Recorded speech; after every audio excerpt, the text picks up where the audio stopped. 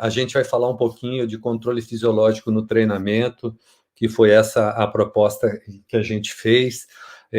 Eu não posso ficar aqui exclusivamente falando só do aspecto dos testes, das avaliações, a gente vai falar do treinamento de uma forma geral, né? E por isso eu vou enfocar algumas situações relacionadas à fadiga, aos sítios de fadiga, a prestar atenção nesses fatores, aos recursos tecnológicos mais utilizados agora, e também as situações em que a gente vai se deparar, e aí, se eu não tiver material, o que, que eu vou fazer, né?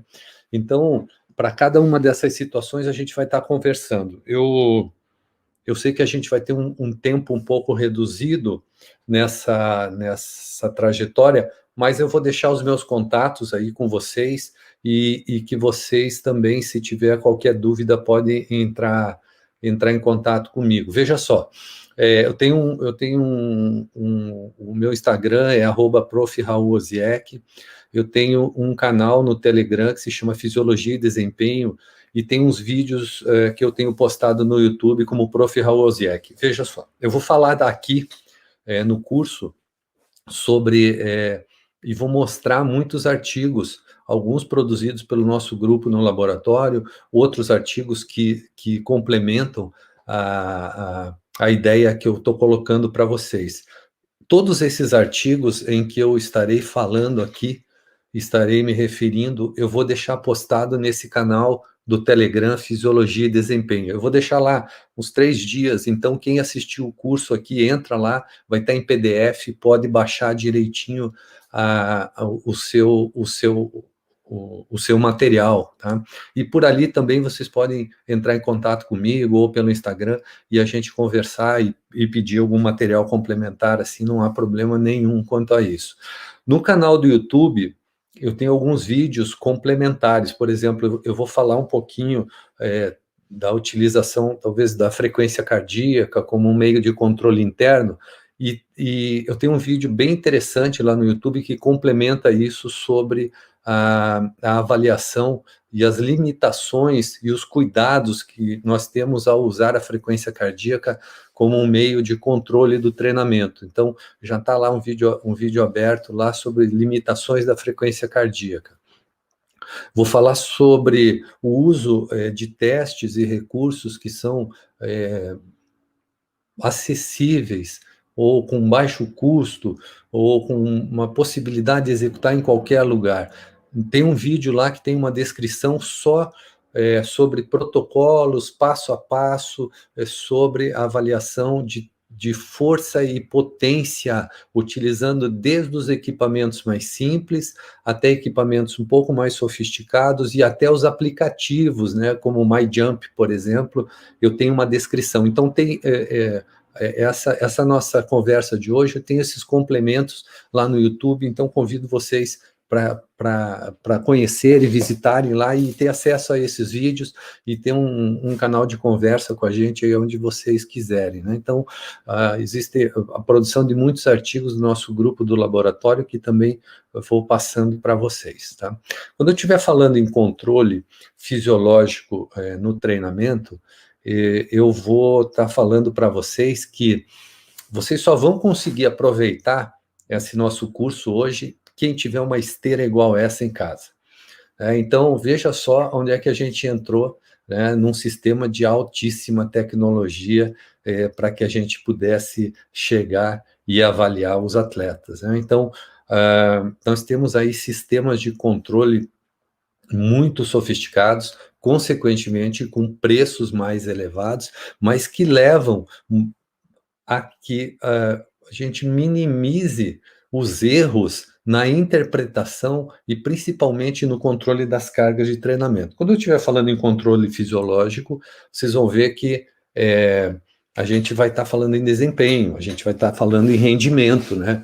E eu, para cada situação de rendimento, eu vou estar usando um pouquinho da uma caneca diferente. Ó. Essa aqui é da Maratona de Berlim, então vou estar falando em desempenho, vou falar dessa caneca aqui. Quem me conhece sabe o que eu estou tomando aqui, né? Então vejam só. Agora a gente vai estar falando em controle, a gente vai estar, olha só essa esteira cabe 10 pessoas. Então, olha que nível a gente chegou em termos de otimização de equipamentos, né? Então, nós temos equipamentos, obviamente, não tem nenhuma esteira dessa no Brasil, tem talvez pouquíssimas no mundo, né?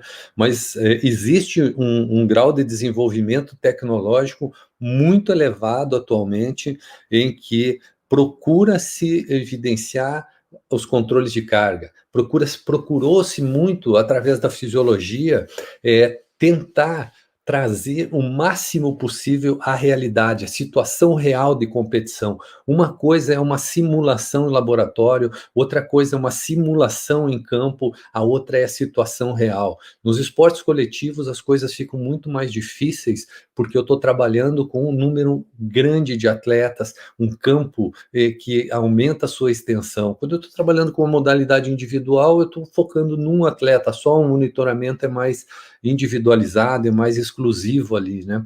Mas vejam só, nós temos equipamentos, essa esteira essa esteira aqui, ó, do lado esquerdo, vejam só, é uma esteira que ela tem 4,5 metros, eu tenho 4,5 por 3, né? Então vejam que nível tecnológico a gente chegou, né, para que a gente possa avaliar ou ter esse desempenho com os atletas, né? Então, olha só, eu tenho uma esteira de praticamente 5 metros, né, para fazer uma avaliação com mudanças de direção e com extremo controle, né, de desempenho desses atletas aí, né? Então, acaba acontecendo que a gente tem essa evolução, né? E essa evolução passa a ser uma situação que está em evidência hoje no nosso dia a dia, né? Então, olha só, eu tenho também os sistemas metabólicos, que são bastante importantes para a avaliação, né? Um sistema metabólico que é o K4, já numa evolução para o K5, né? Então, são sistemas metabólicos que fazem as avaliações, principalmente dos limiares de transição fisiológica para os atletas, não só em situação real de competição, mas também em treinamentos, né, em várias possibilidades, né? Então eu tenho aqui os atletas usando isso durante um treinamento no remo, ou na corrida. Eu tenho alguns quenianos aqui. A maior dificuldade sempre é a gente trabalhar no meio líquido, né? E a gente vai trazer algumas possibilidades aí no meio líquido para isso, né? Eu tenho ali os esportes de combate também, devido ao contato, ao equipamento, há uma dificuldade maior de se avaliar, mas há uma adaptação nesse sentido aí, né? Então a gente está vendo que esse aporte dos equipamentos é um aporte dos equipamentos que acabam sendo fundamentais para que a gente aumente a precisão, né? Mas assim, qual é a nossa realidade, né? O nosso dia a dia, a nossa realidade não. Muitas vezes nos laboratórios, nas nossas universidades, a gente tem uma dificuldade, né? Logicamente que a gente não vai chegar a ter uma avaliação Nutella, né, como essa aí, né, que eu vou estar fazendo uma adaptação tão arcaica das coisas, né? Mas que eu tenho uma dificuldade de equipamento, realmente eu tenho uma dificuldade de equipamento, sim, né, no dia a dia. Até a manutenção dentro das universidades, no nosso centro de pesquisa hoje. Nós temos na universidade um centro de pesquisa que se chama CPFIS, é um centro de performance física, CPFIS, Centro de Performance Física, ele existe desde 2001. Ele é um grupo de pesquisa, um laboratório já validado pelo CNPq desde 2001, e ali eu tenho meu grupo de pesquisa, eu tenho meus alunos de iniciação científica, de mestrado, de doutorado, e passaram ali pelo laboratório já muitos e muitos alunos, desde os alunos de graduação, já foram mais de 37 mestres que a gente formou ali no laboratório, são 7 doutores já formados no laboratório. Atualmente eu tenho 7 alunos, né, dentre eles 3 doutorandos que estão trabalhando com a gente, o Johnny, a Pamela e o André Fornaziero, e tenho quatro alunos de mestrado que é a Guta, a Bruna, a Vivian e a Cris. Será que eu esqueci alguém? Senão eles vão me matar aqui, que estão trabalhando atualmente com a gente. Então, eu tenho uma equipe muito boa, né? A gente não consegue produzir e não consegue trabalhar sozinho nunca. Eu tenho a grata satisfação e muita boa sorte, né? Para estar selecionando e encontrando pessoas muito boas para trabalhar na minha equipe, e essas pessoas que fazem, alavancam a nossa produção científica, que estão ali metendo a mão na massa. Então, eu tenho uma equipe excelente, assim, que tem passado comigo, e isso aconteceu também durante o meu trabalho, muitas vezes no futebol, onde eu fiz muitos amigos e trabalhei com muita gente boa, muitos preparadores físicos e treinadores e fisioterapeutas que fazem as coisas acontecerem. Então, eu não posso, eu tenho que ter uma equipe, né? Ninguém trabalha sozinho. Ninguém trabalha sozinho. Então, vocês vão ver que os nossos artigos são produzidos pela equipe, né? Então, a equipe hoje, eu só tenho que agradecer meus alunos. Tem uns malas aí, tem mala também nesse meio aí, mas tudo gente boa. Então, vejam só, quando eu estou falando em alta performance para atletas, eu tenho um envolvimento. Vamos voltar um pouquinho o calendário no futebol. A pandemia fez o que fez agora acoplar o final do Campeonato Brasileiro com o início dos campeonatos regionais. Então não houve praticamente uma parada. Os atletas passaram de um torneio, vinham de um período de inatividade, numas incertezas, muitas vezes não podendo treinar, entrando já num campeonato que é curto também, mas é um campeonato que exige desenvolvimento, exige rendimento, né? Então a alta performance ela vai estar associado a um calendário muito intenso, ou seja, multicompetições. E isso, para que eu possa fazer o rendimento de um atleta nesse sentido, a necessidade de um processo de controle de recuperação. Então, eu tenho lá a recuperação que vai se traduzir em desempenho. Como estabelecer a recuperação? A gente fez algumas postagens falando de tapering, né? Então, falando de tapering. Quem sabe o que é tapering? Posta aí para mim. Posta aí o que você entende por tapering, né? Então, a gente vai falar um pouquinho disso, essa fase da periodização do treinamento tão importante que vai proporcionar essa condição de desempenho no atleta, né? A gente logo aí à frente a gente vai falar sobre isso, né? Olha só, não posso pensar num controle só de testes, num controle só de laboratório. O livro de fisiologia do Powers e Hawley traz um quadro que é muito legal, onde ele mostra as relações ou os fatores que afetam o desempenho. Ele começa a mostrar para nós, por exemplo, né, onde essa foto destaca aí o meio ambiente. Qual é a minha relação de calor e desempenho, altitude? Então, as situações extremas, frio, altitude, calor, umidade relativa, olha só, olha só, em condições de laboratório controladas, um sujeito foi colocado a 10 quilômetros por hora na esteira, com uma velocidade de 10 quilômetros por hora, durante 30 minutos na esteira, com uma temperatura de 20 graus, e apresentou uma frequência cardíaca média durante esses 30 minutos de 165 batimentos.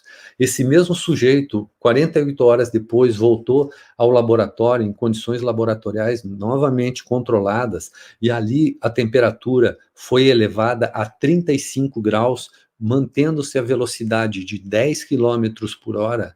Essa frequência cardíaca desse sujeito atingiu 190 batimentos. Olha só o que mudou. O desempenho foi o mesmo, 10 quilômetros por hora durante o mesmo tempo. Olha só a variável interna desse sujeito. Será que a intensidade desse exercício foi a mesma? Se você observar a velocidade e o tempo em que ele permaneceu, foi a mesma. Foram 30 minutos a 10 quilômetros por hora na esteira.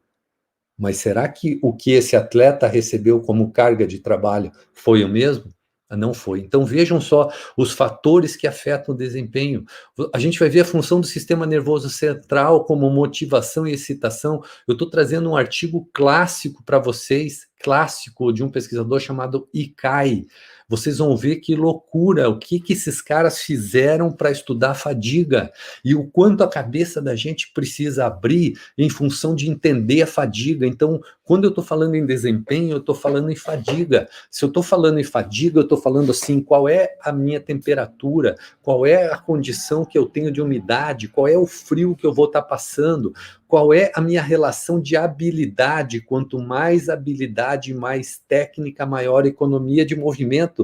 Qual é a minha situação genética de aptidão ou genética de aptidão para o meu atleta realizar aquilo. As modalidades que exigem mais técnica e habilidade ou dom natural, né? Vejam só isso, dom natural. Futebol tem um dom natural, né? Como você julga que um jogador é melhor que o outro em função da sua condição técnica, né? Qual é o tipo físico que é mais adequado para aquela modalidade, ou que eu posso estar moldando,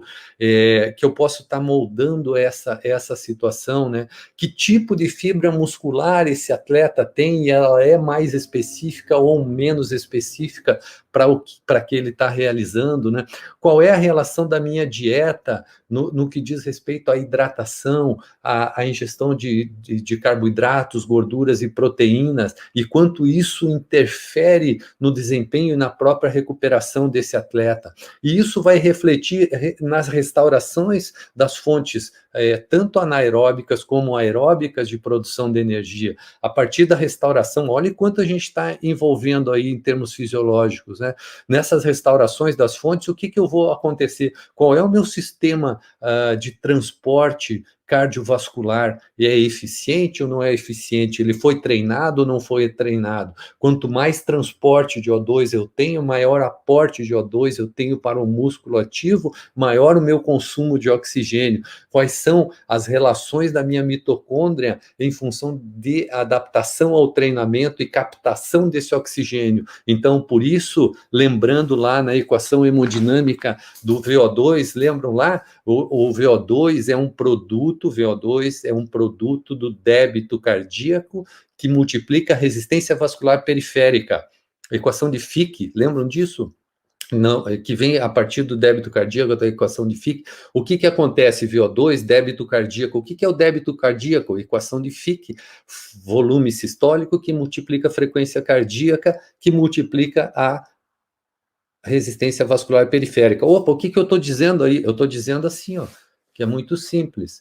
É que frequência cardíaca, né, que vai multiplicar o volume de ejeção, está dizendo o quanto eu estou conseguindo transportar oxigênio até o músculo. Débito cardíaco está me mostrando isso. E a diferença arteriovenosa, quanto de oxigênio está chegando na célula muscular e quanto de oxigênio está ficando retido, está sendo utilizado na célula muscular. Isso é o VO2. Então, quando a gente pensa em VO2, VO2 máximo, eu tenho que ter um aumento do transporte do O2, eu tenho que ter um aumento das enzimas que proporcionam a maior utilização de oxigênio a nível muscular. O que eu estou falando, vejam só quantos fatores que afetam o desempenho de um atleta, sem a gente pensar agora nos sítios de fadiga, né? Então, quando a gente está falando sobre fadiga, olha os sítios de fadiga. Que loucura! Começa lá no cérebro, começa com uma motivação do sujeito, excitação. Vejam só, o primeiro módulo foi com o professor Pablo, né? Falando dos aspectos psicológicos do treinamento. Eu vou trazer um artigo que trabalha com a psicofisiologia, um artigo de 1961. Pô, é muito velho, é velho, mas é um artigo que deu toda a base de se pensar a fadiga de forma diferente. O artigo, como eu falei, do Icai e Steinhaus, um artigo sensacional publicado no Journal of Applied Physiology.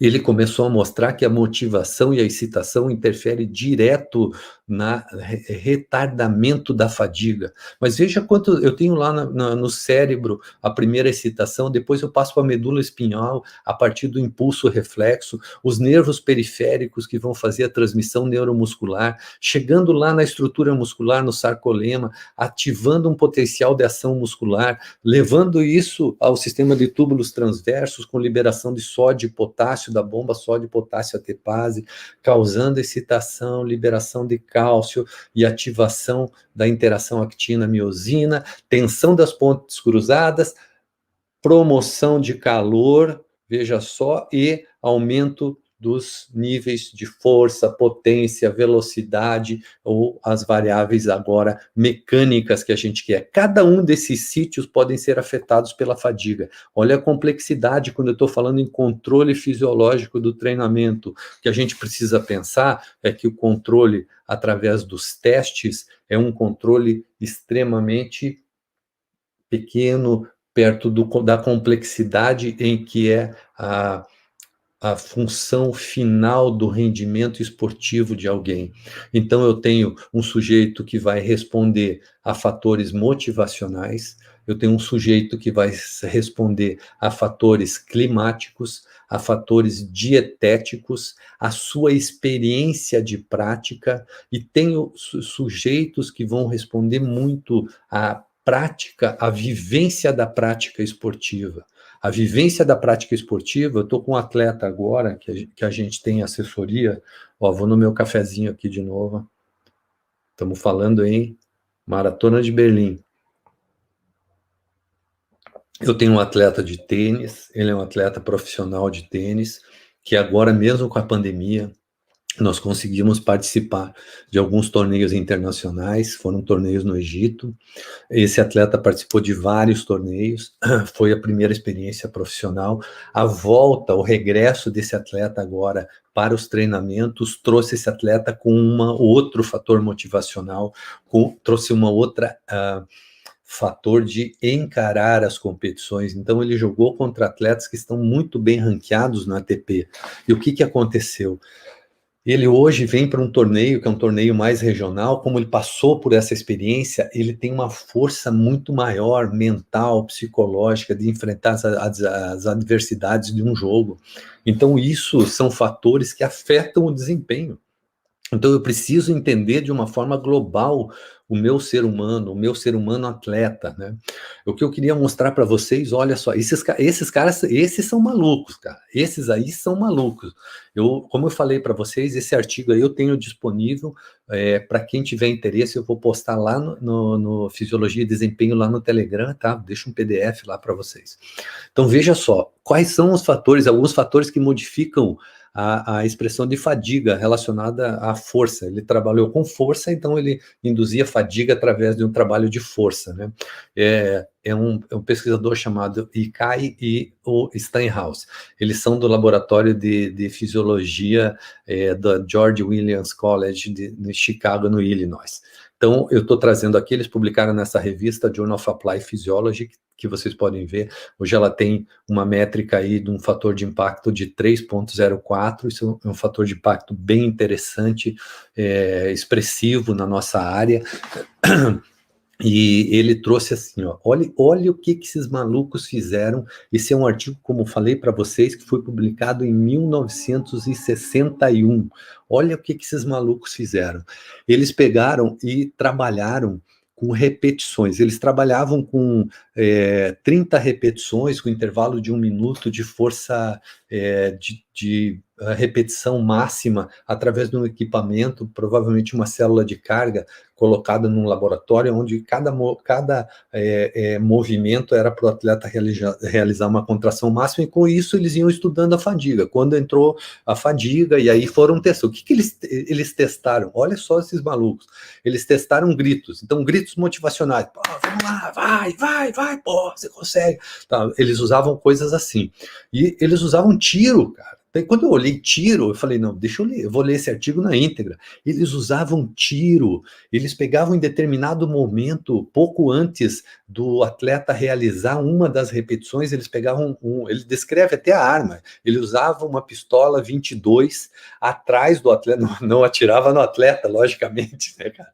Eles atiravam atrás do atleta, davam um tiro atrás do atleta, para gerar um susto no atleta. E o que esse susto dele, ele dava o tiro e daí chegava bem faltando 2 ou 3 segundos para terminar o tempo de intervalo, onde o atleta iria fazer uma outra repetição.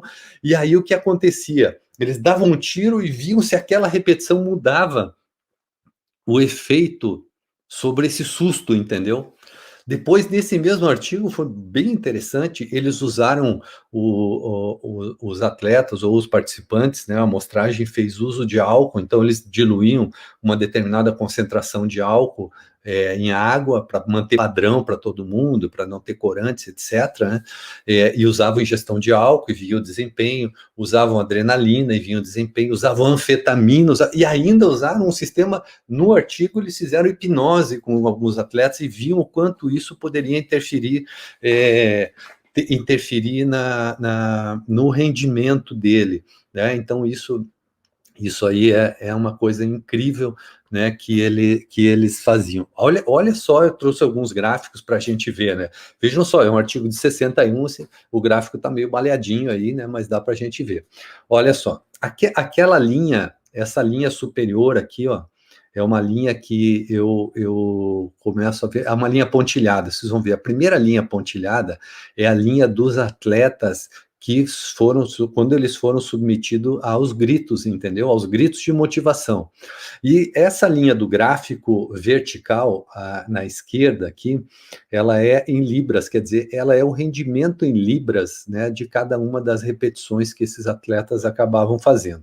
Vejam só que a linha pontilhada, ela está acima das linhas controle, onde os atletas não recebiam nada, né? E aí, todas as vezes que eles recebiam gritos, o rendimento desses atletas foram melhores. Olha só, todas as vezes que eles recebiam gritos motivacionais. Olha que tem um asterisco logo acima aí da linha pontilhada, lá no finalzinho do gráfico tem um asterisco logo acima da linha pontilhada, né? E esse asterisco começa a mostrar que ali foi o tiro. Então, quando eles deram o tiro, logo antes de uma repetição do atleta, o que aconteceu? Pá, o rendimento do atleta foi lá em cima, né? Talvez essa liberação da adrenalina que aconteceu em função do susto fez com que o atleta tivesse um rendimento maior. Maluco, esses são doidos, né? Então, mas o que aconteceu?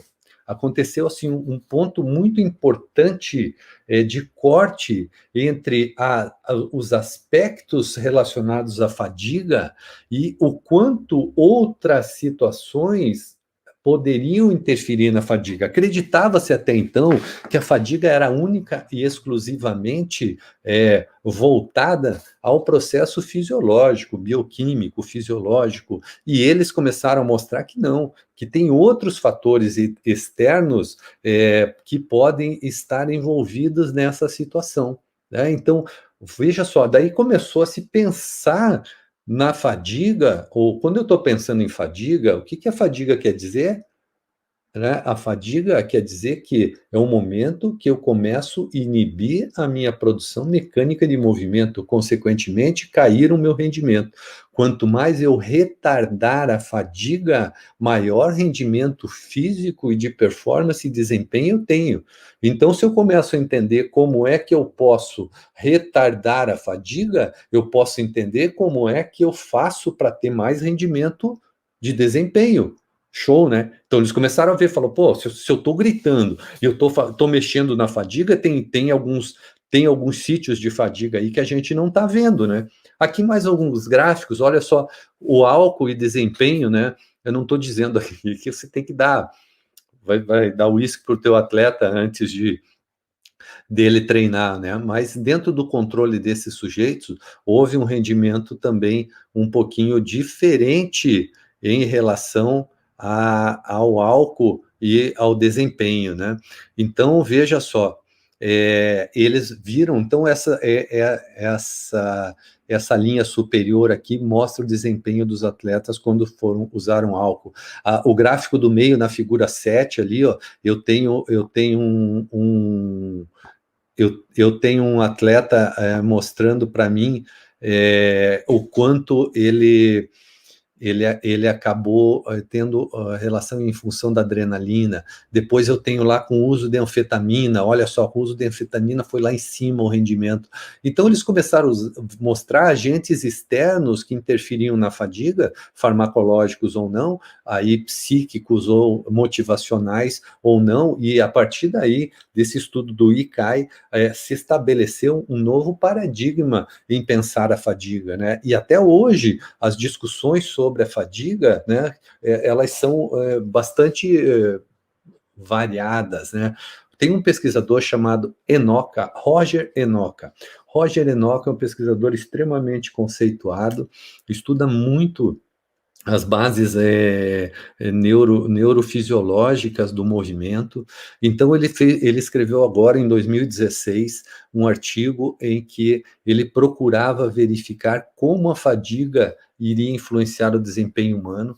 Então, para isso, ele tentou identificar os fatores moduladores, os mais responsáveis pela fatigabilidade. Ele procurou ver e destacar, é um artigo de revisão, destacar como o desenvolvimento de testes laboratoriais específicos precisam ser confiáveis e que aí eles estariam fortemente associados a uma medida do desempenho humano e aí detectar a fadiga, né? E é muito ele termina ainda o artigo de uma forma assim, ó, agora, 2016, eu tenho outro artigo de 2018 dizendo assim, ainda há muito a aprender como o conhecimento científico sobre a fadiga vai ser traduzido na prática. Então vejam só ainda, por quê? Porque são tantos sítios de fadiga, são tantas situações que podem alterar e retardar a fadiga ou induzir a fadiga, que os estudos começam a ficar ainda inconclusivos ou assim, achando muitas situações diferentes, né? Por que eu trouxe o Enoka? Porque o Enoka é o cara que escreveu esses livros, provavelmente vocês já viram aí bases neuromecânicas da cinesiologia, traduzido em português, ele tem a neuromecânica do movimento humano, então um cara extremamente bem conceituado na área do estudo da fadiga. Veja só, estamos falando em controle fisiológico do treinamento, e eu estou mostrando assim um mundo e um campo em que a gente precisa pensar sítios de fadiga, controle de treinamento, está tudo associado, né? Quando a gente vai falar em controle de treinamento, controle fisiológico, eu vou estar falando em testes laboratoriais, eu vou estar falando em avaliações de campo, e eu vou estar falando uma tecnologia que é o wearable. O wearable é uma tecnologia em que são os equipamentos, wearable, eu vou estar usando o equipamento. Então, tudo que eu estou vestindo como equipamento, isso não é tão novo assim, né? Eu estou vestindo um frequencímetro, é uma tecnologia wearable.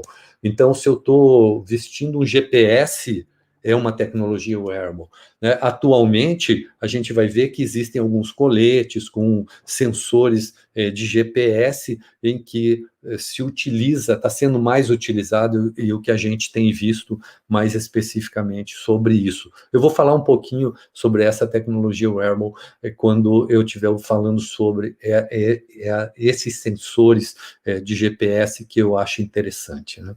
Por isso, a gente precisa direcionar assim, o que eu vou avaliar, né?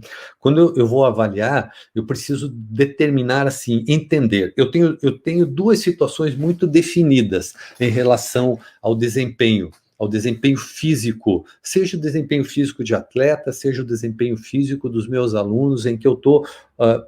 se você tem um aluno e você é personal, você está dando treinamento. Se você tem um aluno que é obeso, você está dando treinamento. Se você tem um aluno que é hipertenso, você está dando treinamento. Então, veja só, todas as bases do treinamento desportivo são ali utilizadas.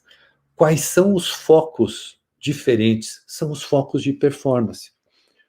Para um aluno obeso, o meu foco de performance é redução de peso. Consequentemente, as intensidades são adequadas a ele.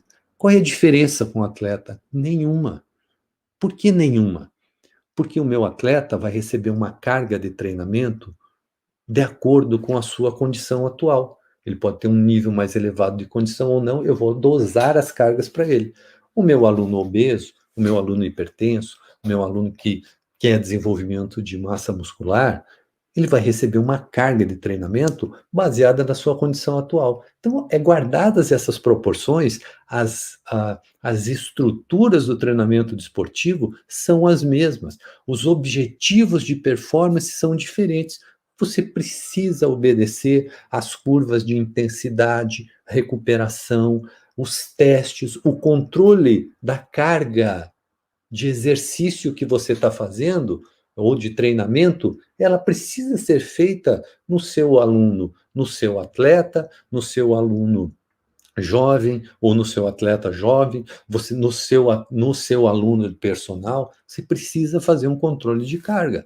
Então, assim, quando eu estou falando em controle de carga, eu estou falando em duas situações bem, bem definidas, um controle de carga externa e interna. O que é isso? Isso é o seguinte, quando eu estou falando em carga, eu estou falando em controle de performance. Então, eu poderia estar chamando carga externa de performance. Então, a performance em que eu vou apresentar, em que eu vou ver, o que é performance? Performance é rendimento, performance é assim, ó, vamos falar num corredor, vamos falar num atleta de futebol, qual é a distância total que ele percorreu, são as ações realizadas, as ações mecânicas. Se eu estou falando num atleta ou num aluno que está treinando força, o que eu posso estar fazendo como carga externa? Me dá um exemplo aí, escreve aí para mim, o que eu posso estar fazendo de controle de carga externa? Ó, eu estou falando de um atleta de futebol, vou te dar um exemplo aqui, ó. Um atleta de futebol, qual é a carga externa? É a carga de performance, as ações mecânicas. Então, eu posso estar traduzindo isso num treinamento ou num jogo. Qual é a distância total que esse atleta percorreu? Qual é o número de ações? Qual é o número de vezes que esse atleta fez tiros ou estímulos de velocidade dentro de nichos de velocidade? Por exemplo, entre 6 e 10 quilômetros por hora. Quantas vezes ele fez um tiro entre 6 e 10 quilômetros por hora? Durante um jogo, de 10 a 14 quilômetros por hora, de 15 a 18, de 18,1 a 20, de 20 a 23 e acima de 23 quilômetros, quantas vezes ele fez estímulos de velocidade dentro dessas? E ainda a tecnologia wearable pode me mostrar essa situação, qual é a metragem que ele percorreu fazendo tiros dentro dessa velocidade, né? E aí assim, eu tenho ainda a condição de avaliar aceleração e desaceleração, qual é o número de vezes que aconteceu ações ou metragens que aconteceram aceleração e desaceleração, beleza? Escreve aí para mim, se eu estou fazendo treino de musculação, treinamento de força, qual é quais são as possibilidades que eu tenho de avaliar a carga externa? Quais são as possibilidades da carga externa? Falei para você, um corredor, por exemplo, um atleta de corrida, qual é a carga externa? O pace, a distância máxima que ele fez, né? Eu tenho lá a distância total que ele percorreu naquela sessão de treino, qual foi o ritmo em que ele fez, ou o pace. O que eu poderia estar fazendo para um atleta ou para um aluno que está fazendo treinamento de força? Qual é a carga externa? Quais são as variantes ou os indicadores de carga externa que eu teria? Escreve aí para mim. Estou olhando aqui, hein? Isso, ó, tô vendo aqui, o Marcelo Pacheco está falando aqui para mim, ó, número de repetições, o número de séries, multiplica pelo peso e a carga, né? Estou olhando aqui, número de repetições, número de séries e o peso, é isso aí, ó. Veja só, quando eu estou falando em carga externa, o que eu poderia estar usando num controle do treinamento de força? Claro, eu poderia dividir por várias, eu poderia dividir por segmentos corporais, né? Treinamento de braço, eu poderia ainda dividir por segmentos musculares, entendeu? Né? Para o mesmo segmento corporal, então eu posso estar trabalhando braços, peito, braço, peito, abdômen, membros inferiores. Eu poderia, dentro de cada uma dessas situações, trabalhar grupos musculares específicos e avaliar qual é o número de repetições que foi feito, qual foi a carga. Eu poderia transformar isso em tonelagem. Veja só, qual foi os quilos que eu tenho em função, que foram transportados para aquele segmento corporal, naquele dia, naquele semana, naquele mês, qual foi a tonelagem que o meu atleta fez para braço, ou para bíceps, ou para tríceps, né? Eu poderia estar... Isso é carga externa. Legal? Então vamos pensar aqui, adaptar cada situação real que a gente tem, e isso é fácil da gente controlar. Tem muita situação, eu não preciso de equipamento, né? Eu posso estar fazendo isso, e eu posso ter um controle de carga muito legal, e aí eu posso estar vendo que o meu atleta não realizou determinados treinos, no final de 2 semanas eu analiso essa distribuição da carga externa e vejo que o meu atleta foi muito deficitário em determinado grupo muscular, que por algum motivo aconteceu, ou ele faltou o treino, ou ele ficou numa indisposição e não pôde fazer, mas que isso refletiu numa deficiência de determinado grupo muscular, e ali eu tenho um controle de carga externa que me mostra isso. Isso é legal de fazer, hein? Isso é bem legal de fazer, tá? Vamos falar um pouquinho aqui das modalidades coletivas, né? Quando eu estou falando de modalidade coletiva, putz, eu controlar a carga externa fica muito mais complicado, né? Então, veja só, eu tenho atletas aí de... é muito comum, né? Eu tenho atletas, né? Eu, como fisiologista do esporte, trabalhei 17 anos como fisiologista nos clubes profissionais. O que aconteceu? Não era raro acontecer. Eu tinha atletas de 17 anos, 18 anos, chegando, trabalhando, e tinha atletas de 35, 36 anos. E aí, meu amigo? Como é que essa carga externa vai impactar esses atletas de 18 e esse atleta de 35? Eu tenho um atleta que tem um histórico de lesão extremamente importante e um atleta que não teve nenhuma lesão. Como isso vai impactar? Eu tenho um atleta que está fazendo treinamento e um outro controle. Veja só que legal que dá para fazer de carga externa. É quantos minutos? É simples, mas a minutagem, por exemplo, né? A minutagem, quantos minutos esses atletas atuaram, jogaram em jogos oficiais. Então, eu tenho um atleta que tem uma alta minutagem e um atleta que tem uma baixa minutagem, eles estão fazendo o mesmo treinamento. Então, é por isso que esse controle das cargas externas são importantes em termos da performance, né? E aí, a gente vai ver um outro enfoque que vai se unir a isso, que é o controle da carga de treinamento, mas nós vamos chamar aqui de carga interna. Então, são as variáveis fisiológicas. Então, eu poderia estar chamando a carga externa de treinamento da carga de performance e a carga interna de treinamento da carga fisiológica. Então, a gente poderia até estar usando essa nomenclatura. Qual é a carga fisiológica do treinamento? Qual é a carga interna? Então, são as respostas fisiológicas, perceptuais, e que cada atleta vai refletir em função do treinamento, da sessão de treino, do estímulo que ele realizou. Aí eu poderia estar usando a frequência cardíaca, eu poderia estar usando a percepção subjetiva de treino, eu poderia estar usando o TRIMP, que o TRIMP umas unidades arbitrárias que a gente cria em função... Isso é muito simples de fazer e isso é muito aplicado, e é barato e não custa nada. Se usa a escala de Borg, a PSE, por exemplo, pego a escala lá de 0 a 10 e eu vou multiplicar a escala. Então o atleta vai dizer assim, terminou o treino, usou a escala, o treinamento lá está muito forte, ou ele deu na escala 7. Você multiplica o valor de 7, então o triplo básico lá proposto pelo Foster lá inicialmente era assim, 7 pelos minutos. Então se o treinamento foi 60 minutos, né, ou foi 100 minutos, por exemplo, mais fácil de a gente ver, 100 minutos de treinamento, deu 1h40, 100 minutos de treinamento, e ele reportou na escala de Borg a escala 7. Então eu vou fazer 100 vezes 7, 100 vezes 7 dá 700. Qual é a unidade de TRIMP? 700. E aí você vai criando essa unidade de TRIMP para cada situação. Você pode avaliar isso no jogo. Você vê quantos minutos ele jogou e qual foi a carga que ele relatou para você depois do jogo. Então pega a escala de Borg e cria a unidade de TRIMP para o jogo. Daí você tem ideia que, teoricamente, o jogo seria a maior carga que ele iria receber em termos de exigência, né? E aí você pode fazer para determinado treino, você pode fazer para natação, você pode fazer para um treino de força, você pode unir a carga externa no treino de força, que é a tonelagem, com as unidades de trimpe. Pô, sensacional, simples, hein? Barato, fácil, né? Depois a gente vai ver sobre isso, né? E o que a gente vai medir, então, durante o treinamento? A gente vai medir durante o treinamento o que o atleta executa.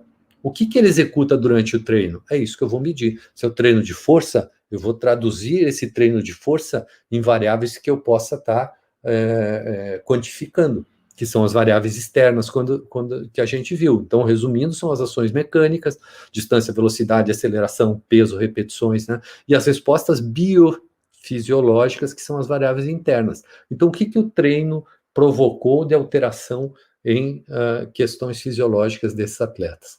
E aí, isso vai muito ao encontro do que a gente tem de equipamento, né? Mas, assim, a gente já teve uma ideia.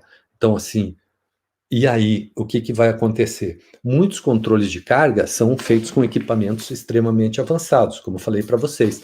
Essa tecnologia wearable, atualmente, né, vejam só, eu tenho essas fotos aqui mostrando muito, né, os sistemas de GPS, com acelerômetros giroscópicos, monitores de frequência associados, né? Então, claro que tem um custo. Quanto? Depende do número, né? Vejam assim, aqui do lado esquerdo, né, nessa foto em cima da mesa, eu tenho 3 caixas ali, eu tenho vários sensores. O número de cada sensor desse tem um custo, né? Se você quer um sensor para o sistema, você vai ter um custo. Se você quer 10, você tem outro. 30, você vai ter outro. Então, para você ter 20 sensores, provavelmente você vai chegar aí um valor, acredito, bem elevado, mais de 100 mil reais, com certeza você vai ter esse valor. Então, é uma tecnologia cara, mas, consequentemente, é um investimento que faz com que você tenha retorno em termos de informações muito mais precisas, tanto em situação real de jogo, como em situação de treinamento, né? Vejam só, estou falando aqui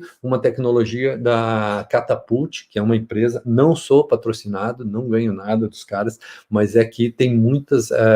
eu tive num congresso há alguns anos atrás, e um congresso de ciências do esporte, e eles já estavam lá, isso há muitos anos já, eles já estavam divulgando isso em termos de Europa, muitos clubes já estavam usando, e depois muitos clubes aqui no Brasil hoje utilizam. Eu sei que o Flamengo utiliza, se não me engano, o São Paulo, o Curitiba, eu sei que com certeza o Atlético Paranaense.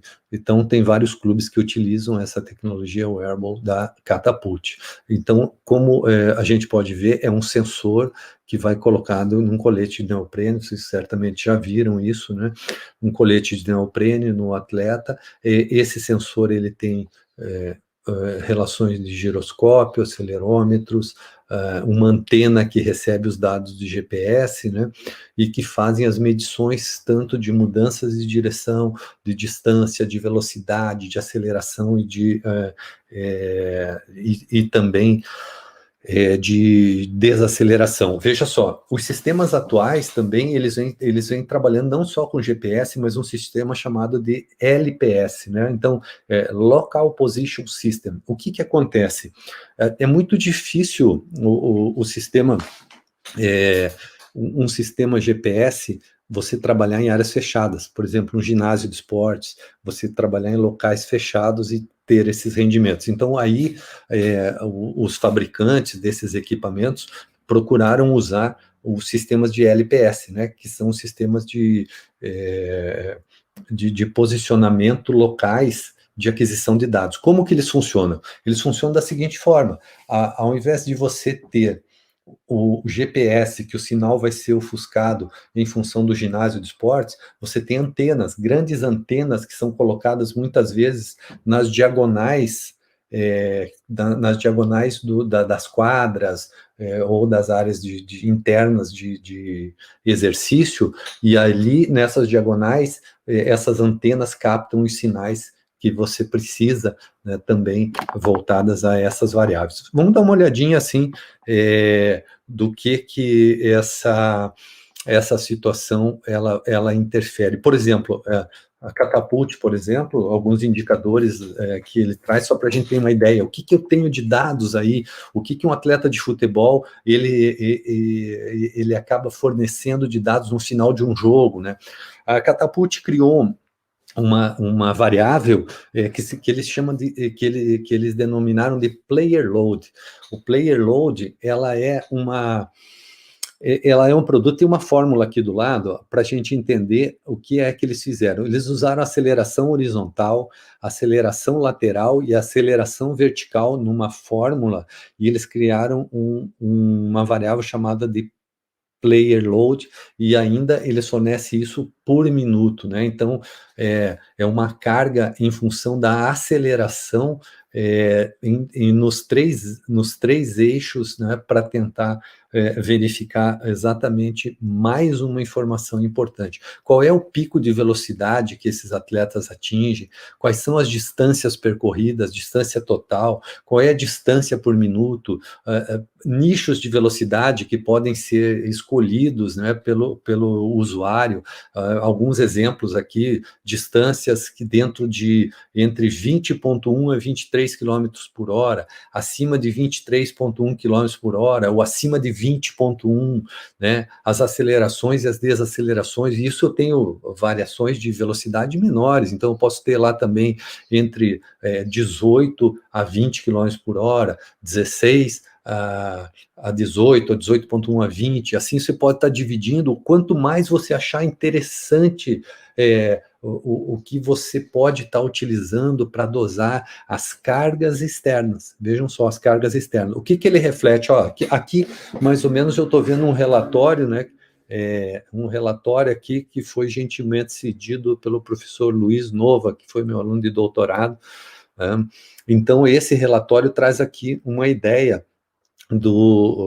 das variáveis que são usadas, o posicionamento do atleta, né? Então, eu tenho até uma visão da maior incidência do posicionamento do atleta, que gerou as variáveis numéricas que a gente pode ver, né? Então, como que eu faço o nível de condição física, análise do nível, condição física e fisiológica dos atletas? Eu preciso ter valores de referência.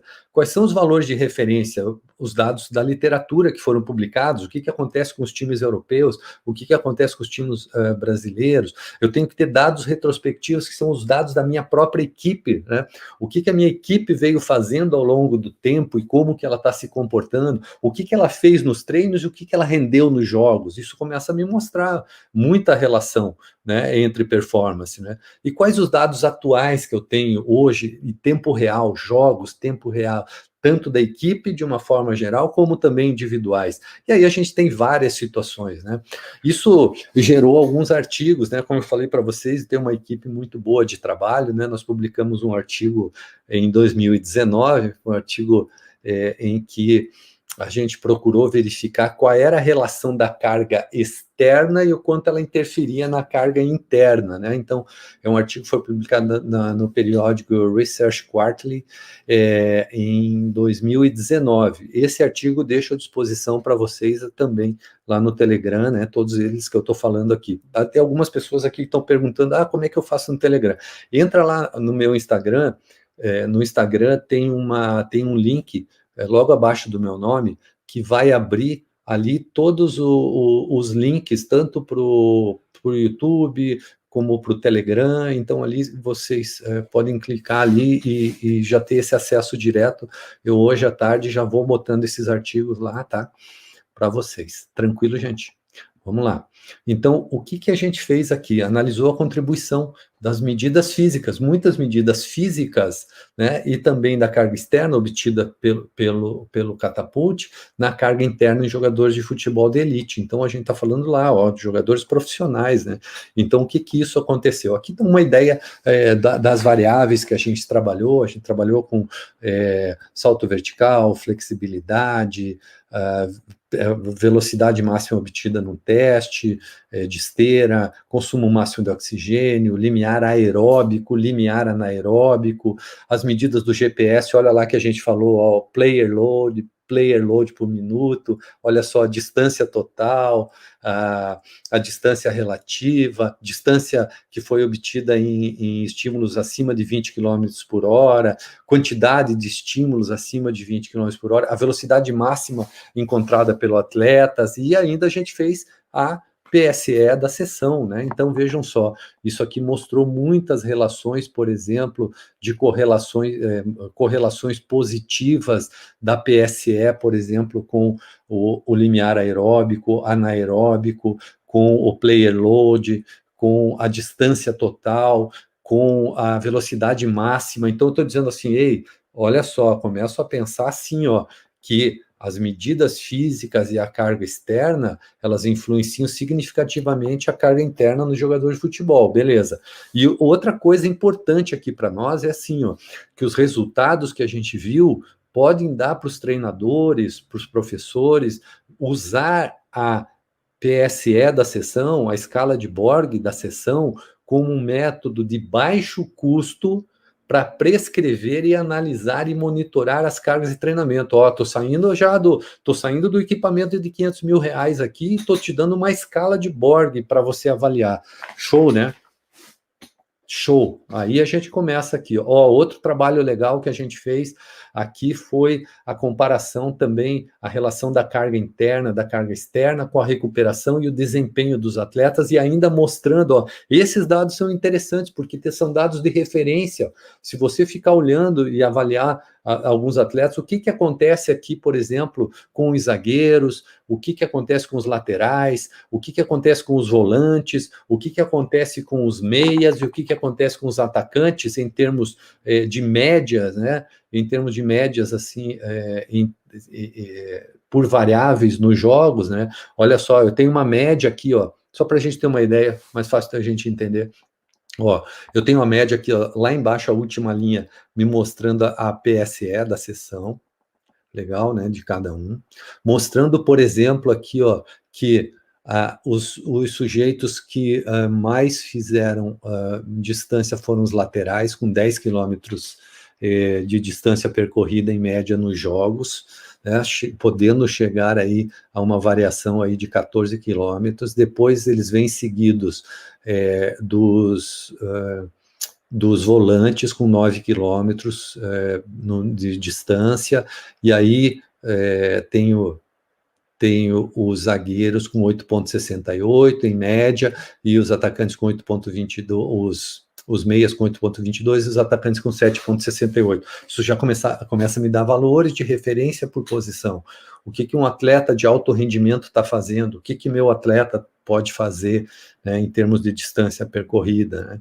E aí sim, ó, outros padrões aqui, novamente agradecendo o professor Luiz Nova pela sessão dos seus dados aqui, o padrões de cargas de trabalho na semana que antecedem os jogos, né? Veja só, e aí eu estou falando aqui, eu já estou falando em Trimpel. O que acontece na semana?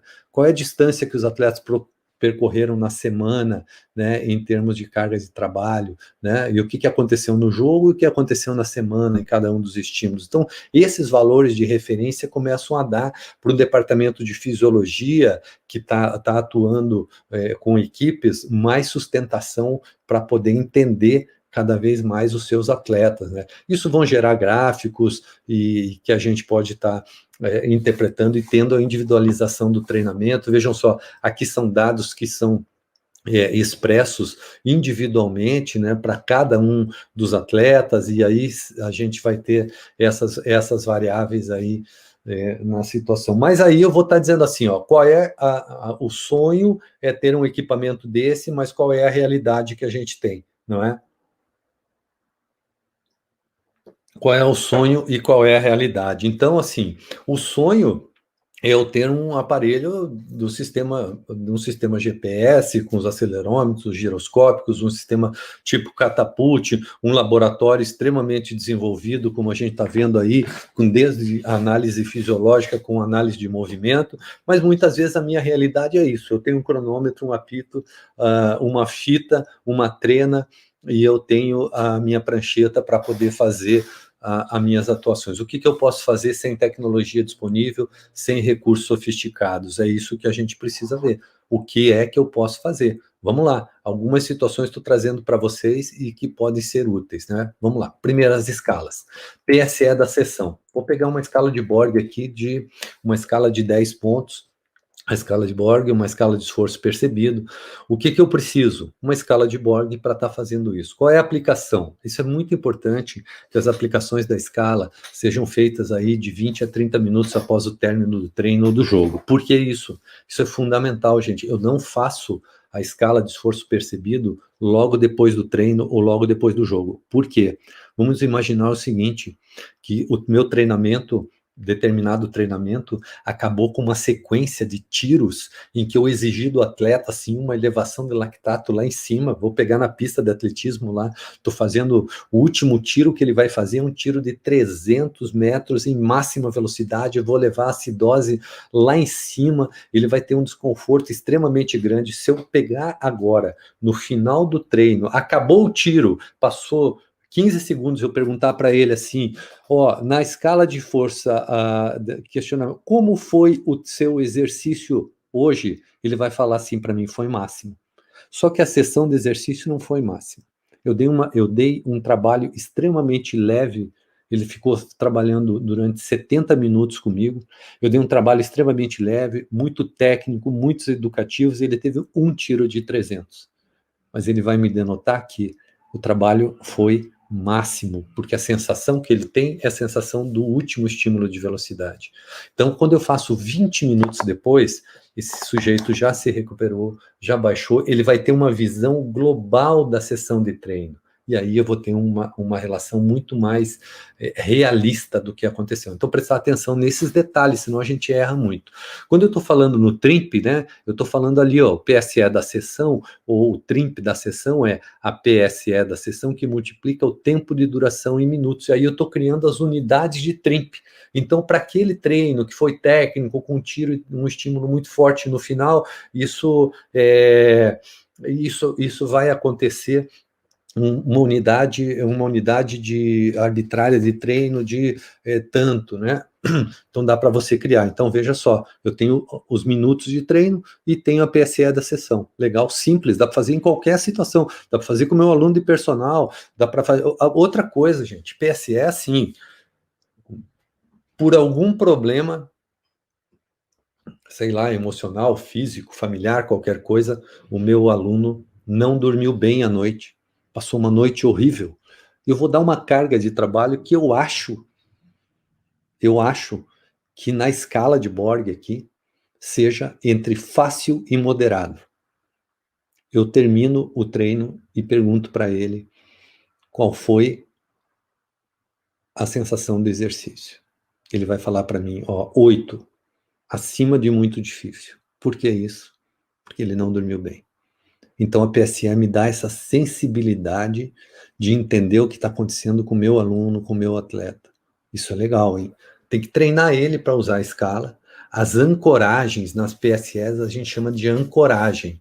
Eu preciso ter as ancoragens, assim, como foi o exercício? Eu preciso perguntar essa frase exatamente para todo mundo. Eu não posso encher de detalhes para um atleta. Como foi o exercício? Como é que você se sentiu? Você se sentiu bem ou se sentiu mal? Se você falar isso, você tem que falar para todos. Você tem que falar todas as vezes a mesma frase. Dentro do livro do Borg, ele fala muito dessas ancoragens e por isso existe essa pergunta aqui que foi colocada, como foi o exercício? Como foi o exercício é uma pergunta feita a todos os atletas nesse caso aqui, para que eu tenha padronização nesse sentido. E aí, na PSE da sessão, olha só quanto pode me render, né? Eu posso ter a PSE, a percepção subjetiva da sessão para cada dia, eu posso ter o TRIMP, que são aquelas unidades arbitrárias, eu posso ter grupos, olha só, eu tenho um grupo diferente treinando e posso ter essa relação, eu posso ter divisão por posição e posso ter o TRIMP da diferença dos grupos. Então, aí eu não tenho equipamento, gente, eu tenho uma escala de Borg, posso escrever até à mão essa escala, né?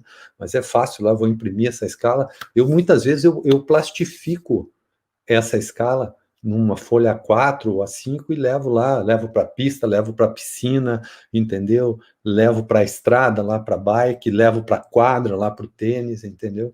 Então, isso Isso funciona bem. Legal? Uma outra escala aí, uma escala proposta pelo Laurent, é uma escala de recuperação percebida.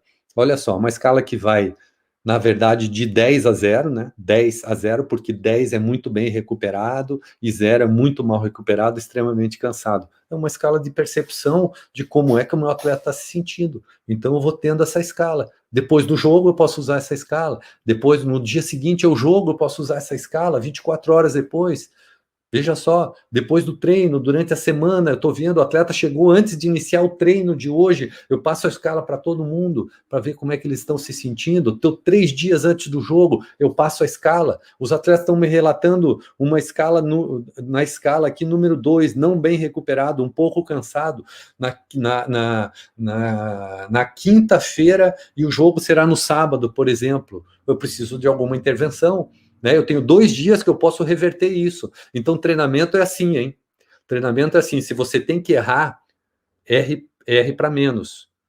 Peque pela falta e nunca peque pelo excesso, porque o excesso de treino você não consegue contornar, você não consegue arrumar. Se faltam 48 horas para o seu jogo e você deu uma carga de treino muito forte, você não vai conseguir recuperar. Mas se você deu uma carga de treino fraca, a alteração que você vai ter lá daqui a 48 horas vai ser mínima. Entendeu? Então, peque pelo excesso. Se você está na dúvida, peque pelo excesso. Peque pela falta de treino. Né? Peque pela falta. Então, deixe menos treino do que mais. Se você errar na carga excessiva, não recupera mais. Não consigo voltar. Pensa sempre nisso.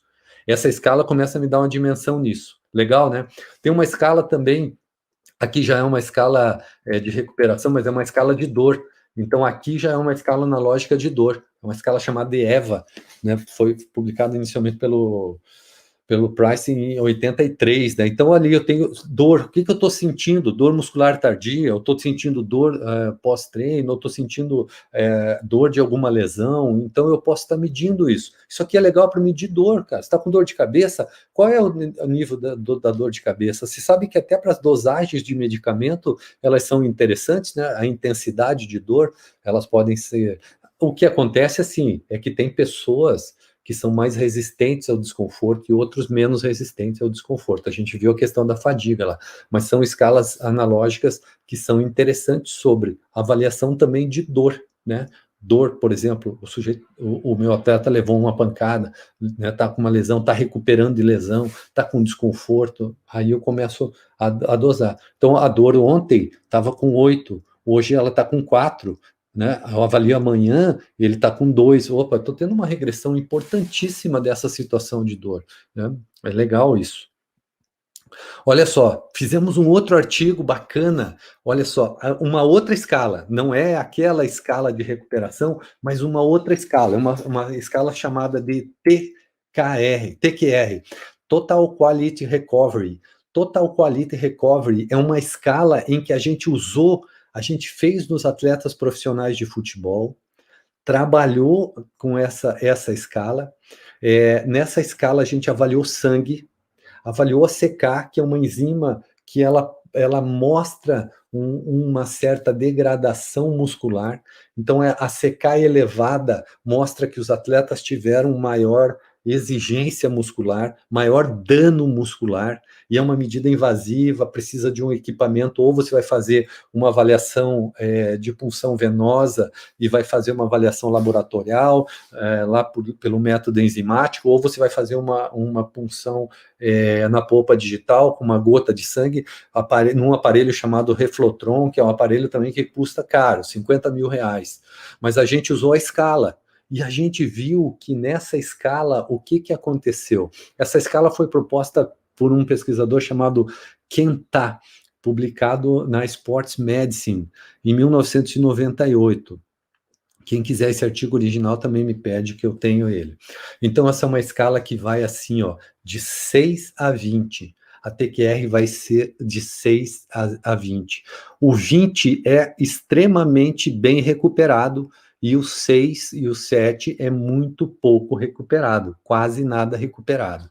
Então, a gente usou essa escala, traduziu a escala, logicamente, para os atletas. A partir da tradução da escala, aplicou essa escala com o atleta. E aí, eu aplicava a escala e imediatamente fazia a coleta de sangue.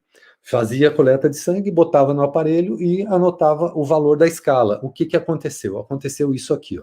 Houve uma correlação significativa entre a escala e a CK. Ou seja, se vocês olharem o primeiro ponto no lado esquerdo aqui, perto da, da, da da TQR, eu tenho assim, ó, lembrem-se que o valor da escala é quanto mais alto, mais recuperado, né?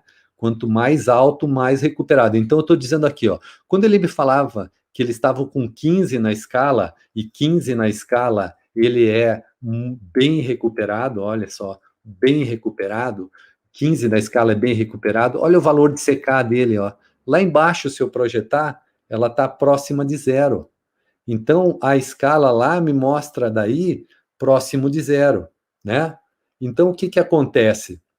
Está dizendo que situações muito semelhantes acontecem, né? Então, quando eu vejo assim a escala usando e substituindo um equipamento igual ao eu tenho de 50 mil reais, olha só, olha quem foi o atleta que relatou o menor valor da escala. Quanto que ele relatou aqui? Aproximadamente lá o último atleta, ó, 6 na escala. Vamos voltar um pouquinho. Ó, 6 na escala, olha só, 6 na escala, ó, nada recuperado, uma menor recuperação possível desse atleta. Olha o valor de CK desse atleta, olha lá, próximo de 3 mil, show, né? Isso que mostrou, veja só, tô te dando coisa simples, barata e dá para usar, hein? Dá para usar, olha só a TQR para ver se o teu atleta está recuperado, o teu aluno está recuperado, está legal, como é que está a semana dele, dá para fazer. Show, né? Show, legal. Vamos lá, segue o baile, vamos lá. Estou te dando recursos aí, não precisa ter uma tecnologia avançada, hein? Olha só, relação das cargas de treinamento e a performance em competição. Tem algumas pessoas me perguntando aqui sobre como acessar ali o canal da Fisiologia e Desempenho está aí. Entra no Instagram, ali no Instagram tem um link lá embaixo do meu nome que vocês conseguem acessar. E lembre-se ali que no YouTube também a gente tem os vídeos que complementam, descrição até de dobras cutâneas, hein? Para quem quiser, tem uma descrição assim da avaliação de composição corporal, detalhadamente cada uma das dobras cutâneas, tá? Entra lá e se inscreve no canal, se inscreve no Instagram ali, sempre estou postando, tem umas postagens interessantes no Instagram que é sobre o desempenho ou o papel hormonal e exercício, então eu tenho lá pâncreas, tireoide, tem umas postagens legais lá, tá? E qualquer dúvida, vocês entram em contato comigo. Olha só, quando eu estou falando em desempenho, eu vou falar agora, vou falar do tapering, olha só, vou falar do tapering, hein? Legal, né? Vou falar de tapering. Veja só, quando eu vou falar de tapering, eu estou falando em desempenho. Por que talvez, que eu tenho um atleta que quebra, que não consegue render o que ele queria render? Chega no final de uma competição e fala assim, puta, eu tinha condição de render mais, eu fiz tempos melhores no meu treino do que está acontecendo aqui. Né? O que aconteceu nisso? Claro, a gente já viu que os fatores de desempenho são vários, a gente viu os sítios de fadiga, mas o que pode estar acontecendo aqui? Erro no sistema de organização de treino, erro na periodização. Preste atenção nisso. Por que um atleta chega nesse nível, muitas vezes? Erro no tapering, erro no sistema de periodização, no sistema de planejamento. Estou entrando em mais uma situação aqui. E por que um atleta acaba desse jeito, né? Olha só, o cara bateu, esse cara tá batendo, ele tá batendo um recorde mundial aí, gente, tá correndo a maratona aí para baixo de 2 horas, hein? Pô, vou ter que mudar a minha caneca. Agora, esse cara merece essa aqui, ó. Esse é o Homem-Aranha, hein? Esse sim, ó. Esse é o Homem-Aranha, cara. Olha só. Olha a expressão. Gente, se a gente tirar uma foto só do rosto dele, ele não parece correr uma maratona por baixo de 2 horas, né?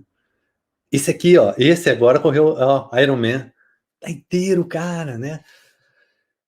Olha só, campeão mundial do Iron Man. Por que acontece isso? Por que acontece isso? Vamos falar um pouquinho disso aqui, ó. O tapering, eu particularmente considero uma das fases mais importantes na temporada de treinamento, tá? Para mim, o segredo da performance, do rendimento competitivo dos atletas está no tapering. O que é o tapering? Vou chamar sinônimo de tapering, polimento. O que é um polimento? É o polimento que antecede uma competição. Então, eu estou dizendo assim, ó, o tapering é um período que acontece ali 1 ou 2 semanas antes da competição. É o período pré-competitivo. É o período em que as cargas de treinamento elas são distribuídas de uma forma a serem reduzidas com o objetivo de promover a máxima recuperação, mas não perder a performance. Aí que está o segredo do treinador. Aí que está o pulo do gato. Aí sim entra a experiência do treinador e o conhecimento das variáveis de controle de treinamento no seu atleta. Aí tá como é que eu vou ajustar a carga das últimas 2 semanas ou da última semana para que o meu atleta chegue na máxima condição. Falei para vocês, prestem atenção, na dúvida, pequem pela falta de carga. Se eu faltar carga, eu vou perder menos do que se eu fizer uma carga excessiva.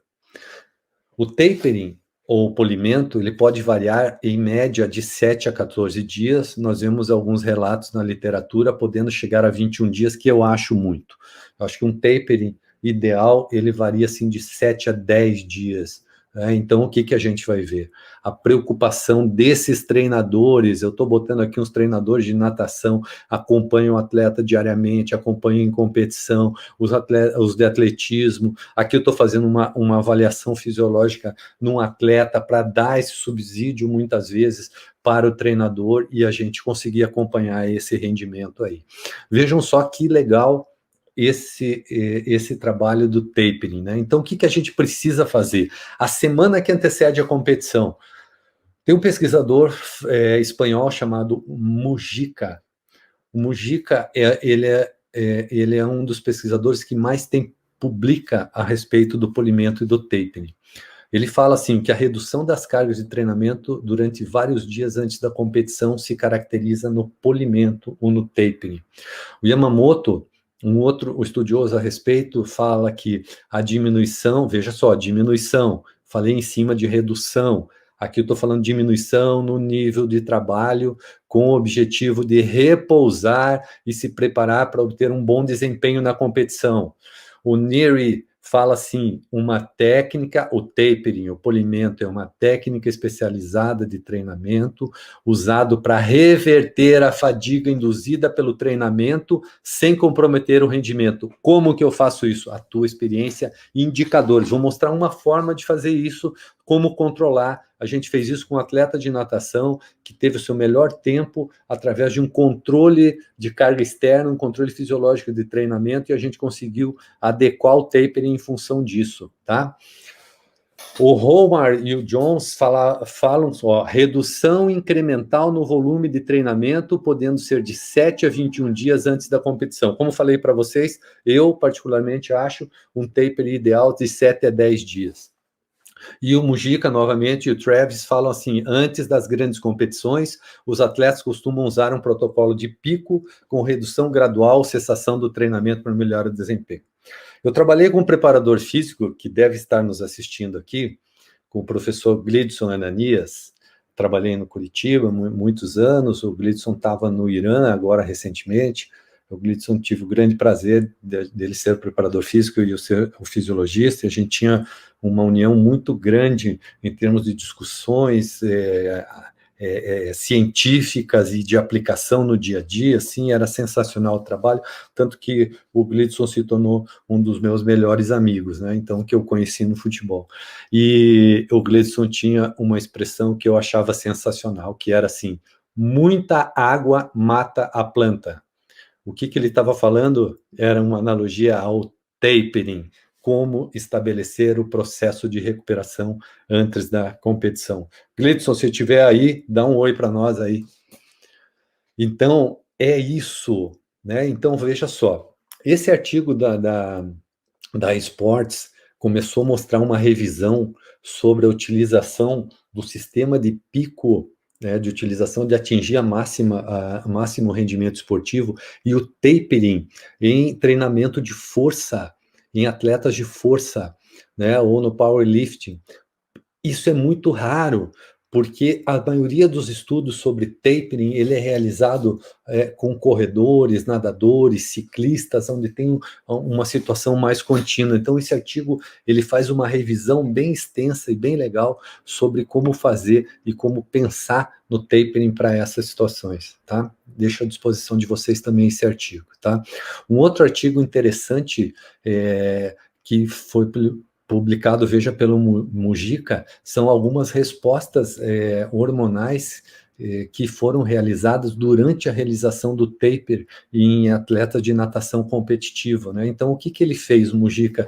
Ele trabalhou com 12 semanas de treinamento intenso e ele fez 4 semanas de tapering. Claro que o tapering tem que ser progressivo. Eu não estou lá 4 semanas, né? Estou falando um mês antes, né? Mas o tapering começa a trabalhar nessas 4 semanas. A semana que antecede a competição é uma. Se eu estiver fazendo uma soltura de carga tão intensa lá na quarta semana, eu vou descondicionar o meu atleta. Então, aí que está o segredo da dose e resposta do treino, entendeu? Você precisa entender o teu atleta, a condição do teu atleta e como ele responde aos treinamentos, né? Então, cada nível de condição do atleta, as cargas vão ser específicas para ele. Eles procuravam investigar as concentrações de hormônios plasmáticos e o desempenho nas competições. Estou trazendo algumas coisas rápidas aqui só para a gente ver. Eles observaram uma redução na relação hormonal da testosterona e cortisol com aumento do volume. Então, o que ele começou a ver? O volume de quilômetros de treino durante a semana foi aumentando. Então tá aqui, ó, começou em 15 e terminou em 65. O que aconteceu com a relação, principalmente da testosterona? Ela foi baixando. Foi baixando, foi baixando, foi baixando, foi baixando, veja só. Então, essa relação, teoricamente, do hormônio anabólico que a gente teria, ele está falando de testosterona, cortisol, porque é uma relação entre um hormônio anabólico e um catabólico, entendeu? Então, essa relação, ela é um indicador bem interessante, né, da aquisição e do ganho ou da perda de um aporte hormonal ótimo para o rendimento. Então, veja só, houve uma redução interessante. Agora, olha que legal. Quando ele bota os caras no tapering, na recuperação, ele vai reduzindo a quilometragem, né? E aí o que acontece? Eu vou tendo um aumento da relação também hormonal da testosterona cortisol com também aumentos de performance. Então ele começou a ver a performance aumentada e aumentos da relação hormônio-cortisol e redução do volume de treino. Então isso que ele queria fazer. Ele queria fazer. Esse livro do Mujica é um livro que trata só de tapering and peaking. Ele tem traduzido no Brasil como maximização e polimento. Em Igor Mujica, ele tem um livro só sobre polimento. Então, é maximização e polimento, senão, eu acho que é isso mesmo o nome do livro que está traduzido aqui no Brasil. Muito bom livro, é um livro inteiro falando de polimento. Pô, um show. Eu gosto de ler isso. Fascinante. Olha só, agora eu vou fazer o que a gente fez pensando no taping. A gente pegou as relações da carga de treinamento e a recuperação e a performance desse atleta. E olha só o que a gente fez, cara. A gente pegou esse atleta e pegou um atleta que nada 200 medley, com 18 anos de idade. Esse atleta com 18 anos da natação, o seu melhor tempo no 200 medley, 2, 10 e 7, tá? Aconteceu isso, ó. Essas datas são interessantes porque vai mostrar para nós a curva de acompanhamento. 8/6/2018. Então, vamos lá, vamos ver a história desse cara aqui, ó. Esse cara, ele tinha, em novembro do ano anterior, né, esse nadador de medley, 200 medley, a gente está acompanhando praticamente em um ano, né, eu tô de novembro de um ano até o setembro do outro ano, né? Então eu estou quase um ano acompanhando, fazendo acompanhamento junto com o treinador. A gente começou a pensar em performance, por que caiu o desempenho, por que não caiu, enfim, a gente conseguiu analisar isso depois, a queda de desempenho, mas começou a ver que teste que a gente fez, impulsão horizontal, gente. Uma fita colocada no chão me mostrou o seguinte, olha que show isso aqui. Esse atleta tinha 2:12:25 em novembro do ano anterior. Ele fez a sua melhor marca, ou seu personal best, em junho de 2018, onde ele fez 2:10:7. Teve uma redução aí mais de 2 segundos, né? E depois ele, em setembro, ele faz 2:12:21, quase igualando aquele tempo de um ano atrás. O que é que aconteceu? Olha a relação que a gente teve com o salto horizontal. Olha só que show isso aqui, ó.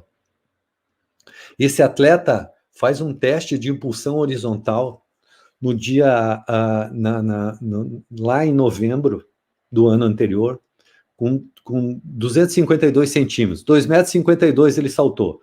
Quando ele saltou 2,52, ele tinha 2:12:25. Beleza. Quando ele fez o melhor tempo dele, coincidência ou não, olha o salto dele, 2:77. Show. Quando ele reduziu esse tempo, o que aconteceu? 2:62, quase voltou a ter o salto que ele tinha anteriormente. Muito bem. Opa, isso aqui começou a me dizer assim, gente, tem duas coisas aqui. Ou a gente está com desgaste anual aí de muita competição, ou a gente errou no tapering. Né? Então a gente pode ter errado no tapering. Por que errado no tapering? Porque eu preciso considerar, se eu estou em novembro e ele já competiu tantas vezes no ano, meu tapering tem que ser maior. Ele está desgastado do ano todo. Então, eu como treinador preciso pensar assim, né? Preciso pensar assim. O que me mostrou é que o teste de impulsão horizontal foi extremamente sensível para me mostrar o rendimento ou não. Quanto tempo eu levo para fazer um teste, o atleta posicionado ali em cima da fita para fazer o teste de impulsão horizontal, gente? Segundos. Segundos. Vai haver desgaste? Eu posso fazer um teste de impulsão horizontal um dia antes da competição? Sem dúvida. 2 dias? Sem dúvida. 3, 4 dias? 5, 6, 7. Imagina lá, agora a gente criou essa rotina. Mas imagina se no 7º dia, antes da competição, eu tivesse feito um salto horizontal, esse salto aqui, né, ele estava sendo feito ainda como investigação, né? Mas agora ele se tornou uma rotina de acompanhamento. Mas se eu tivesse feito 7 dias antes e visto que ele caiu para 2:62 e fizesse um processo de 7 dias de tapering recuperativo para esse atleta, será que ele não ia botar esse tempo lá em cima de novo? Essa é a ideia, com um teste de impulsão. Legal, né? Então, olha só, fazendo uma análise da performance, o que acontece aqui? O salto que passou de uma avaliação lá de 252 centímetros para 277, ele aumentou 25 centímetros, teve uma redução de tempo de quase 2 segundos, 1,55. Eu transformei isso que cada 6,2 centésimos que ele diminuiu de tempo equivalia a 1 centímetro de evolução no salto. Para cada 1 centímetro que ele saltava mais, eu reduzia 6,2 centésimos. Então, 25 centímetros de aumento na potência de membros inferiores fez um aumento de 9,92%, né, de evolução. Né? Agora, vamos ver o contrário. Quando ele cai o salto de 2,77 para 2,62, tem uma redução de 15 centímetros, o tempo aumentou em 1,21, ou seja, eu perdi 8 centésimos para cada centímetro que eu perdi de potência. Então, veja só, eu posso avaliar o tapering assim. O meu tapering está adequado ou não está adequado? Aí eu tenho parâmetros de avaliar. O que a gente colocou agora, começou a colocar, obviamente, se é um atleta de natação, e a gente teve isso com sensibilidade, testes de potência de membros inferiores, até com o lançamento de uma Medicine Ball, né, simples, barato, uma fita no chão. Legal, né?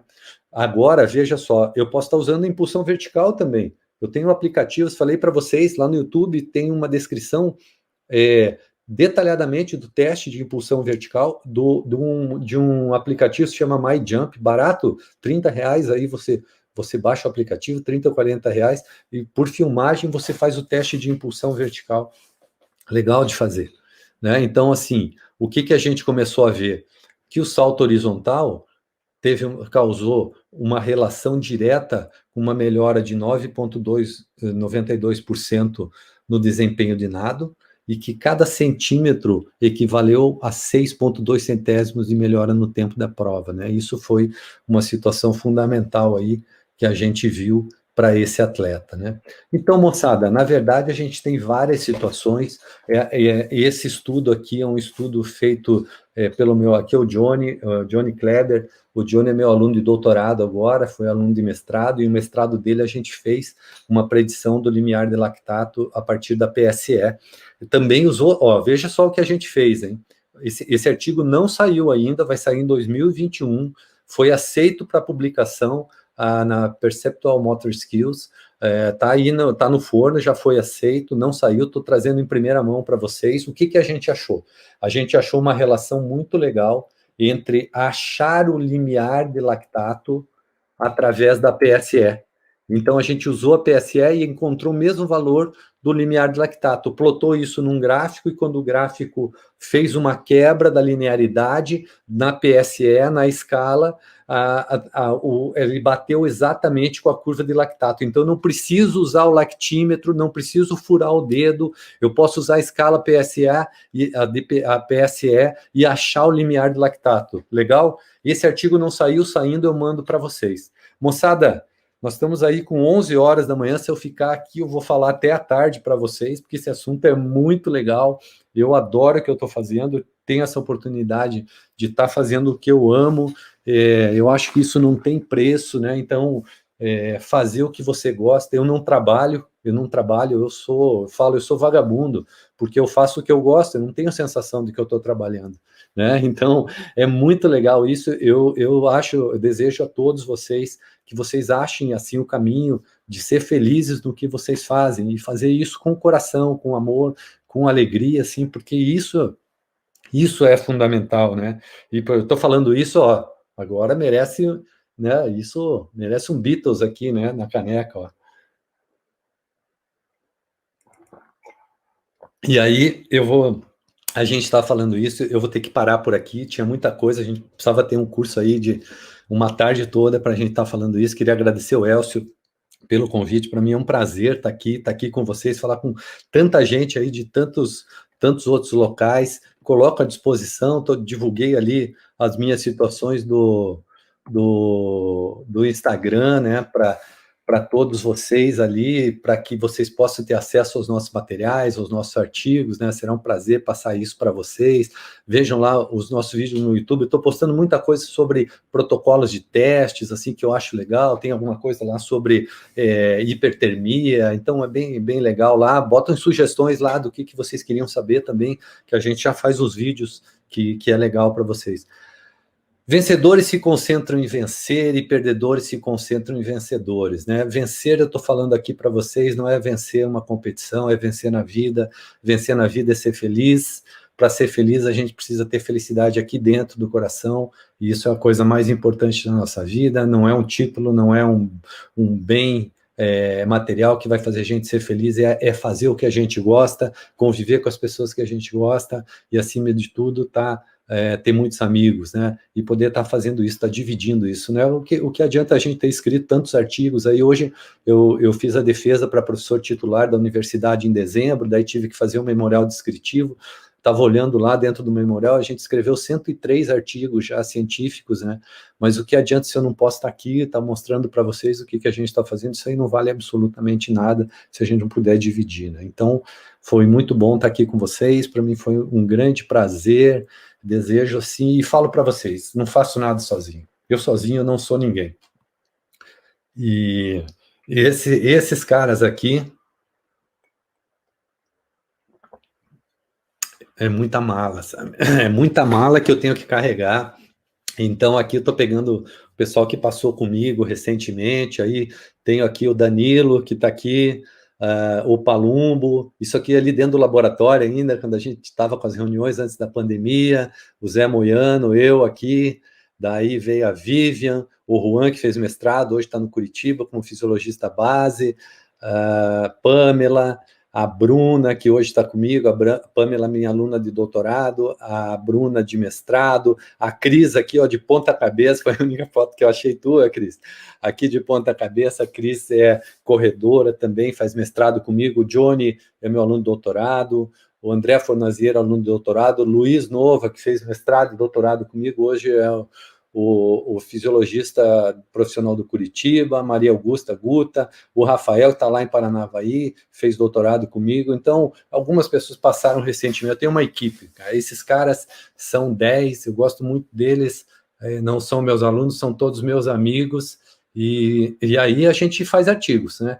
Começa a fazer artigos muito mais pela colaboração deles, trabalho e tal, e a gente só está aqui para poder mostrar os caminhos, anda por aqui, vai por aqui. Eu tenho a grata satisfação de ter uma equipe fera, assim, tenho os melhores comigo, principalmente pessoas do bem, né? Isso acaba sendo fundamental.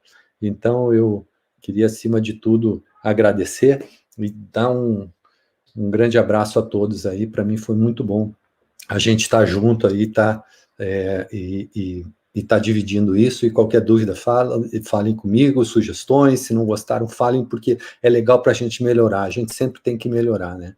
E sempre, gente, vão atrás de conhecimento, né? Vão atrás de conhecimento, é muito importante, leia, porque quando você está lendo, você está vendo, você está fazendo, relacionando aquilo que você faz, aquilo que você gosta, é bom de fazer, não dói, não é dolorido, né? É gostoso de fazer.